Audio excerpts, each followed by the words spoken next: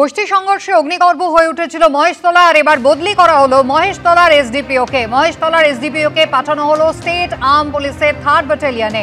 বদলি করা হয়েছে রবীন্দ্রনগর থানার আইসিকেও, তাকে পাঠানো হলো দার্জিলিংয়ে। পুলিশের বিরুদ্ধে গাফিলতির অভিযোগে রদবদল মত একাংশের, যদিও রুটিন বদলি এমনটাই পাল্টা দাবি পুলিশের।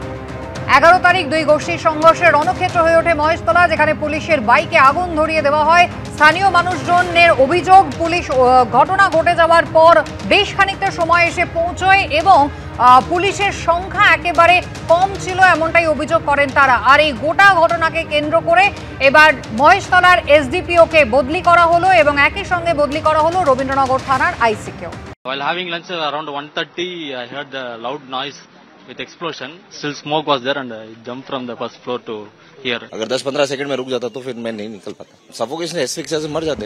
हाथ में चोट कैसे आई? मैं जंप किया हूँ। कितने माले से? तीसरा माला था, रस्सी वो बांध के। आपके वजह से जंप? हाँ।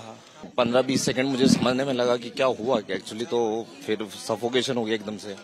सरवाइव करके सामने वाली बाउंड्री में कूद के गया, तो उसकी वजह से मुझे स्ट्रेन हुआ। जिस टाइप की बॉडी थी देखना भी मुश्किल था, हमारे भी हाथ कांप रहे थे। कुछ ऐसा लगा था कि रात को नींद भी नहीं आ रही थी। अगर देखा जाए तो बॉडी को बॉडी नहीं बोला जा सकता है, इतनी बुरी हालत में थी।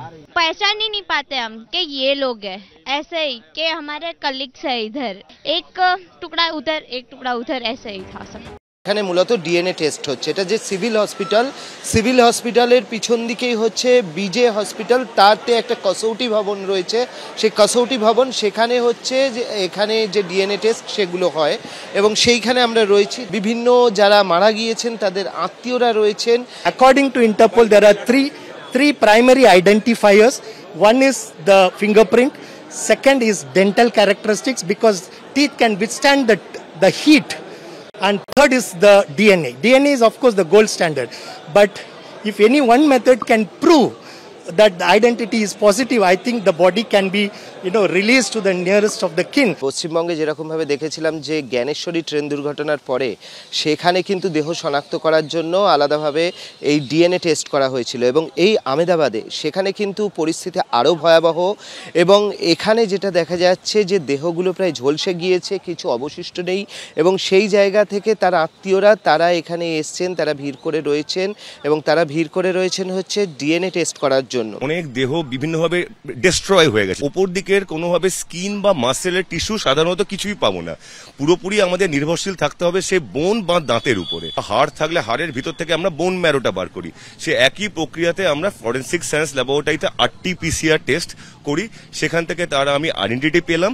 সেই আইডেন্টিটি যিনি ক্লেম করছেন আর যেটা রক্ত সেটার সঙ্গে আমরা ম্যাচ করে তাকে তখন দেহ বা দেহাংশ আমরা হ্যান্ড ওভার করি। প্রক্রিয়াটা মোটামুটি আমরা যেটা আগে দেখেছি যে it takes around 14 to 21 days।